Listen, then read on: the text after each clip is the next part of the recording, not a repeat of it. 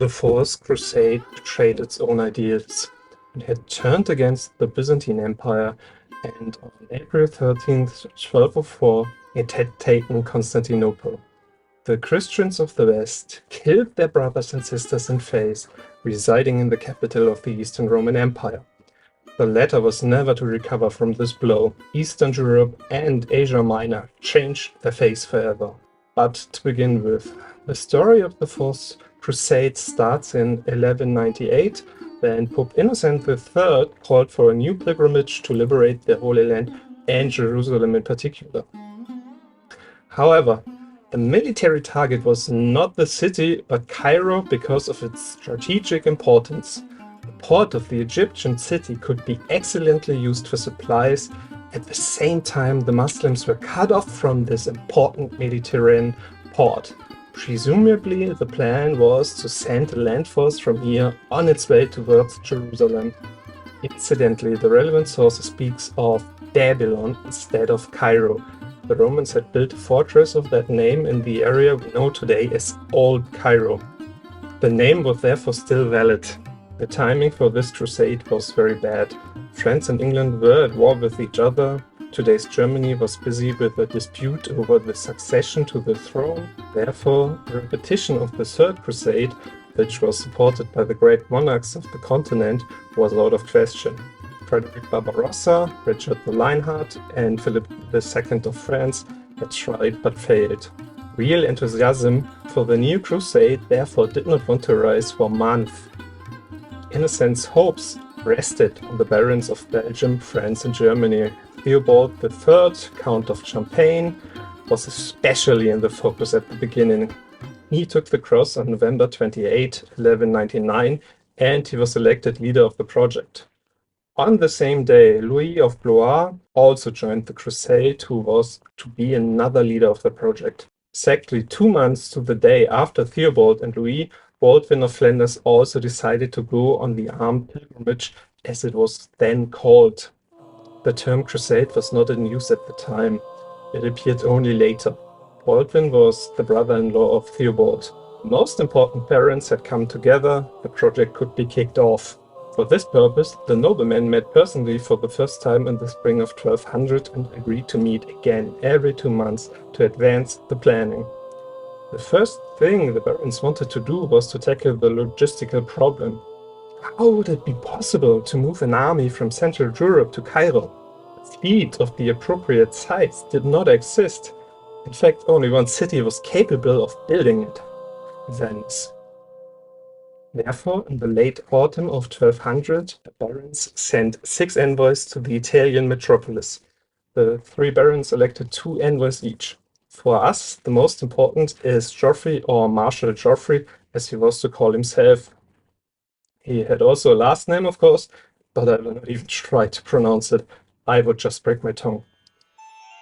Geoffrey wrote the history of the conquest of Constantinople. It is the most important source for us, especially for the prelude of the crusade.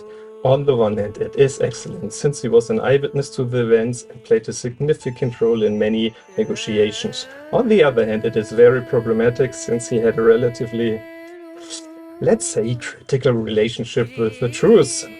The 6 envoys reached Venice in the spring of 1209, and here they presented the deal that their barons had in mind to the Doge Enrico Dandolo. The city was to cease all commercial activities for a year and build a fleet capable of transporting about 30,000 men. Venice agreed, but presented a hefty bill. According to Geoffrey, the cost was 2 marks per soldier and 4 marks per horse. In total, Venice demanded 85,000 marks. In addition, the Lagoon Republic demanded that it would receive half of all conquests as long as the crusade lasted.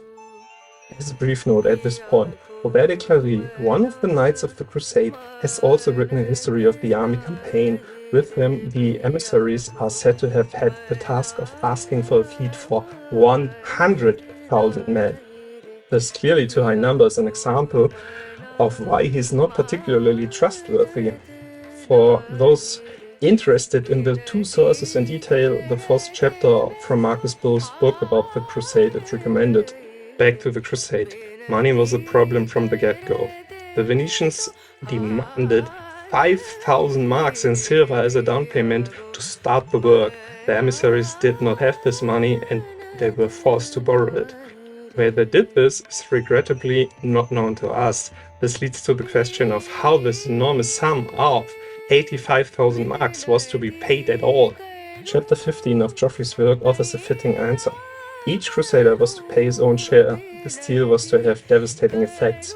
In fact, everything went wrong from here on, but step by step. After the chartered contract was signed, the emissaries returned to their homeland.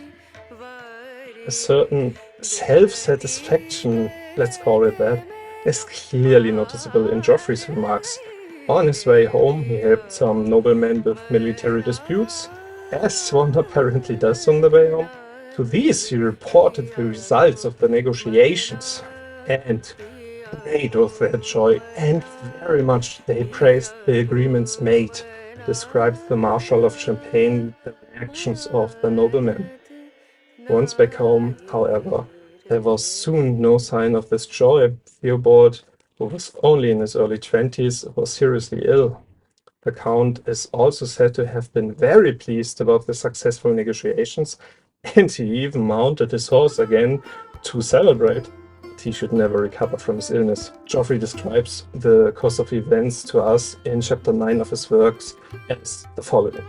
His illness grew worse and worse, so that at the last he made his will and divided the money he wanted to take with him on the pilgrimage among his followers and companions, of whom he had many who were very good and faithful men.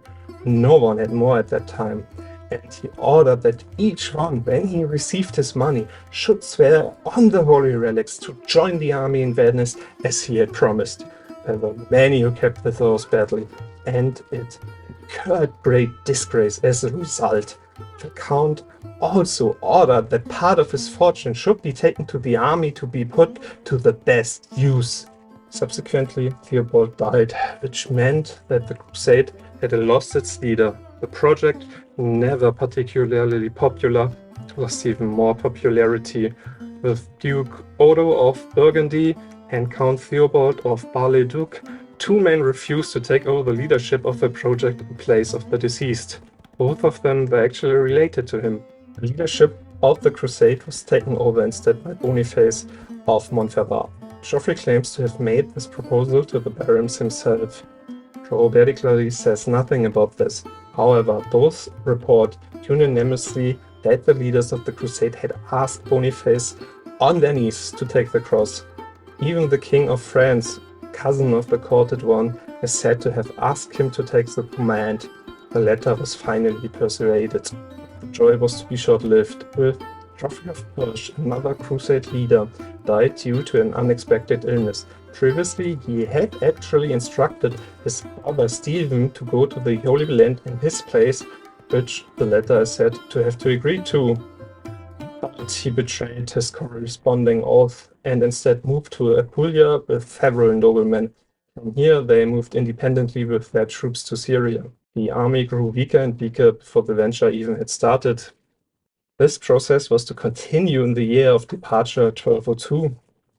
A fleet from Flanders broke the oaths of its commanders to join the crusade in Venice. Similar events are said to have occurred in France. Geoffrey comments on this with the telling words. Let us not speak further of them now for this moment. Numerous soldiers are said to have embarked everywhere in Europe, moreover from other ports. Geoffrey describes that the crusade could convince Count Louis of Blois only with difficulty to go on to Venice at all. Nevertheless, many men of renown had moved on to Apulia and might have embarked from here to Syria as well. In Venice, the catastrophe was openly revealed as Geoffrey tells us. Thus, the army of those who passed through Venice was greatly weakened and much disaster befell them. The other passages of this chapter show the chronicler's complicated relationship with the truth. This is how he writes about the army. The army was great, and the men were worthy. Never man saw better or more worthy, and the Venetians hold a market, rich and lavish, with everything needed for horses and men. and the fleet they kept ready was so good and beautiful that never a Christian has seen one more beautiful and handsome.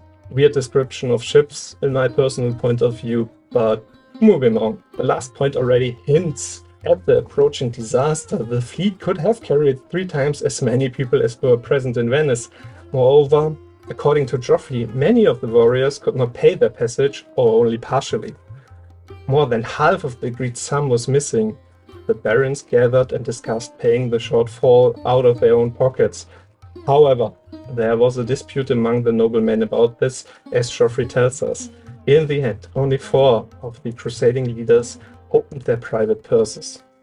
34,000 marks were still missing, so before its actual start, the campaign was not only weakened, widely unpopular and broke, but also extremely in debt to Venice, and the northern Italian metropolis, as a creditor, was in no mood to hand out expensive gifts. The Doge, Enrico Dandolo, made a proposal to the crusade to work off the debt. The army was to take the Croatian city of Sara, which was then under the control of Hungary. Previously it had been in possession of Venice. The Doge therefore spoke of a reconquest. In the crusading army, the proposal was received with mixed feelings. As Geoffrey reports, since the financial difficulties became known, there was a strong party in the army that wanted to disband it. The warriors should return to their homelands. The representatives of this wing therefore rejected Dandolo's idea of paying off the debt. Later, they were even to forbid the attack in the name of the Pope, since Sara was a Christian city. Their objection faded without consequence, as the barons agreed to the arrangement. According to Geoffrey, it was mainly Dandolo who enforced the plan. According to him, he stood before his people and declared that the Crusaders could not pay more than they had done so far. However, Venice's right to keep the money it had paid would not be universally recognized if the crusade failed now. Therefore, the plan of taking Sara should be implemented because it would be the best for all. He himself, said Dandolo, speaking in St. Marcus, was indeed old and ill, but he saw no one, despite being old and ill, who could lead the army as well as he. Therefore, if the Venetians agreed, he would also take the cross and sail with the army. The people are said to have shouted to him unanimously that he had their blessing. This does not sound really convincing for the answer to the question why the crusade was suddenly willing to attack a Christian city. However, the sources unfortunately do not tell us more. Robert de Clary, for example, does not even report the dissent in the army, but describes that the Crusaders gratefully fell on their knees before the Doge after Dandolo's proposal. In research, there has long been the question of whether the plan to take Sara actually arose only now. There is much to suggest that it could have been the case much earlier, namely during the first visit of the envoys to the upper Italian metropolis. It actually seems inconceivable that there were no discussions during the negotiations about what should happen if not enough crusaders came. After all, the entire economy of the city was effectively suspended for a year to make the construction of the fleet possible. If the parties involved had already agreed to conquer Sara in such a case, this would break down why everything was happening relatively quickly now. Whatever the truth may be, the fleet set out for Sara, but without the most important barons. Geoffrey offers a striking example of how the army justified the attack to itself. On the eve of St. Martin, which was November 10th, they arrived before Sara in Slovenia and saw the city enclosed by high walls and towers, and in vain would they have looked for a more beautiful, stronger, richer city. And when the pilgrims saw it, they marveled greatly and said to one another, "How could such a city be taken by force, if not by the help of God himself?" Thus, should they succeed in taking the city, it was evident that God approved of this deed. However, not all barons shared this view, as the chronicler further describes. According to this, some of the noblemen had distanced themselves from other leaders of the enterprise in Venice, had traveled on to Apulia, and had set out from here for Syria. Geoffrey does not report it directly, but this may be the reason why the attack on Sara began without many commanders. Robert de Clary is also silent in this regard. He does, however, report something that is missing from Geoffrey. Zara had secured a letter from the Pope stating that attackers would be banished, means excommunicated. And in fact, Venice would expect this fate. According to Geoffrey, however, it did not even have to come to battle. The city was about to surrender. They had been dissuaded from doing so by the forces of the Crusade, who wanted to disband the army. The letter allegedly assured that Zara had to defend itself only against the Venetians, but not against the Franks, referring to the other participants of the Crusaders' army. The Doge and the other barons were supposedly willing to accept the surrender, but at that time the emissaries of Zara were already back in the city. Therefore, a dispute arose among the Crusaders as to whether the attack should really take place. Geoffrey reports a fit of rage from the Doge when some of the opponents of the plan cited the Pope's prohibition. The Crusade leadership sided with Dandolo, which is why the attack could start. After 5 days, the city capitulated and submitted to the Doge, pleading for its own lives. Who was really in charge is more than clear from this example. The army sacked the city and divided it among themselves. Venice got the harbor with its fortifications, which all important Croatian cities on the Adriatic had at the time. The actual city area went to the Franks. That it was intelligent to separate the two wings of the army was shown by the progress of the events. Geoffrey reports that 3 days after the capture of Zara, Venetians and Franks clashed. Unfortunately, he does not mention the reason for this. Robert de Clary is also silent. However, he describes that it was only a part of the pilgrims who fought against the Venetians. He mentions that there had been talks in the leadership of the army because of the excommunication of Venice. The idea suggests that this was the trigger. Possibly some of the Franks feared sharing this fate. Fighting is said to have raged throughout the city. Geoffrey describes that only in a few streets there were no swords, lances, bows, and arrows to be seen. Many men were killed or wounded. The losses were high on both sides. Not much was missing, and the army would have been completely lost. A lord from Flanders, his name was Gilles of Landau, was also killed in the fighting. He had been hit in the eye and died from this blow in battle. According to Robert, the fighting lasted a day and a night. Geoffrey speaks of a week. The Doge and the barons were finally able to calm the situation and negotiate a peace between the parties.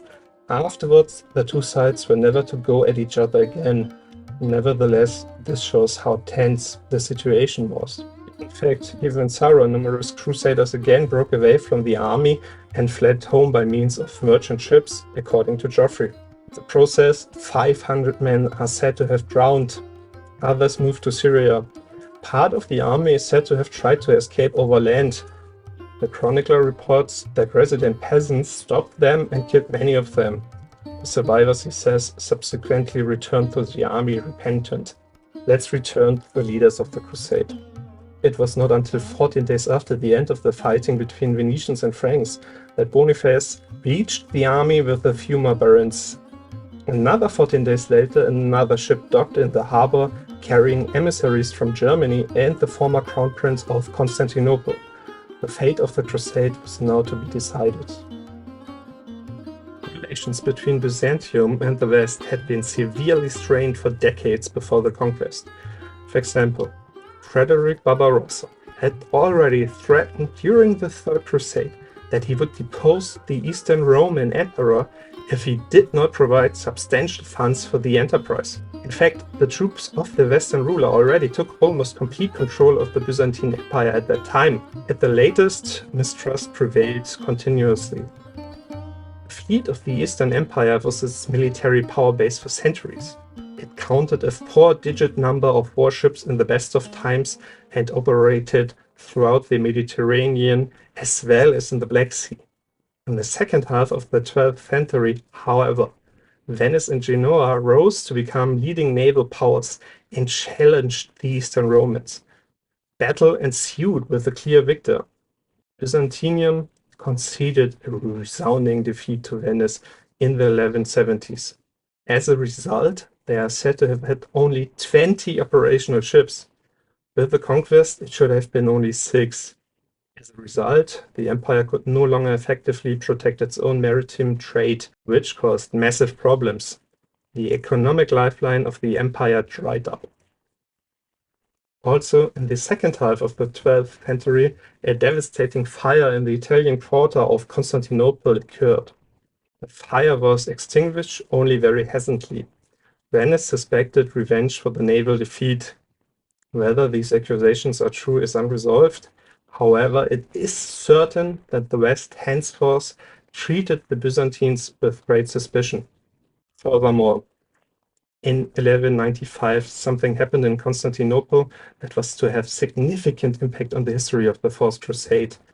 Emperor Isaac II was overthrown, imprisoned, and blinded. This means he had his eyes gouged out. According to Eastern customs, he was therefore unsuitable to rule. Alexios III took his place, so several other men also claimed the imperial crown. Large territories broke away from the capital. The imperial authority was broken. Isaac's son also bore the name Alexios, which makes this whole deal a bit complicated. Was not captured, however, unlike his father. He was able to escape and sought to regain the throne for his family and, of course, especially for himself. Marshal Geoffrey tells us that he sought to reach what is now Germany. His sister was married to the then King Philip. On the way through Italy, the former Byzantine crown prince is said to have met the army of the Crusaders. The source continues. The companions of Alexios IV begged him to ask the Western army for help. The latter, however, was not yet convinced and continued to cross the Alps. But it would not be the last time that the Crusaders would see Alexios. He visited the army again in Zara. In doing so, he arrived 2 weeks after the actual leadership around Boniface of Montferrat. Thus, the unrest in the city had already been settled by this time. According to Geoffrey, Alexios was welcomed with all honors by many barons. He is said to have pitched his tent in the midst of the soldiers, no doubt to signal that he was one of their own. With Alexios sat emissaries of Philip who brought letters from the German king. He commanded his Byzantine brother-in-law into the care of the Crusaders and asked them to support Alexios. In return, the latter would subordinate Constantinople to Rome in religious matters as soon as he was emperor. The Crusader army was also to receive 200,000 marks of silver. Alexios would moreover move with the Crusaders to Cairo and provide an army of 10,000 men for a year at his own expense. In addition, the Eastern Roman would finance for the rest of his life an army of 500 knights who would protect the lands currently conquered by the Muslims. According to Geoffrey, the Doge and the barons convened a parliament to discuss this proposal. Allegedly, there were massive dissenting voices who wanted to move to Syria instead or disband the army. Accordingly, the barons replied that nothing could be done in Syria. The Holy Land could only be reconquered through the possession of Cairo or through Constantinople. The Doge and the barons therefore urged to help Alexios, but only 12 noblemen of high standing were willing to take an oath on this plan. Geoffrey continues. Among these were Boniface, Baldwin, and Louis. Dandolo is also said to have pushed for the plan. The often told story is that he did this out of hatred for the Byzantines because they had blinded him. In the research, the exact happening is disputed. Friedrich Buchholz speculated as early as 1805 that the Doge was not completely blind. Blinding had been carried out with an iron plate. In fact, there is no corresponding entry in the contemporary sources. One thing is certain. Dandolo showed no sympathy for the Byzantines. We experience the Doge once again as a calculating power politician. Interestingly, Robert de Clary explains the presence of Alexios in the army camp entirely differently. He puts into Boniface's mouth the words, according to Geoffrey, the envoys had spoken. According to Robert, the letter Boniface stated that he had been in Germany a year ago and had met the former crown prince. The Crusaders therefore sent for Alexios, who is said to have then set off for the camp. Robert enriches this report with detailed descriptions of tensions and betrayals between Greeks and Franks in Constantinople, to the detriment of the Franks, of course. Back to the army. Many soldiers and their leaders left the army because they did not want to go against Constantinople. In this regard, the sources are unanimous. This was true even for one of the emissaries sent by the Crusade leadership to Rome to ask Innocent for forgiveness for the attack on Sarah. They do not seem to have said a word about the plans with Byzantium, although they may have known about this. The Pope declared that he forgave the crusading army for Sarah. Venice, however, did not experience this mercy and was excommunicated. The remaining army set course towards Constantinople. The disaster took its course, but this is a story for another day.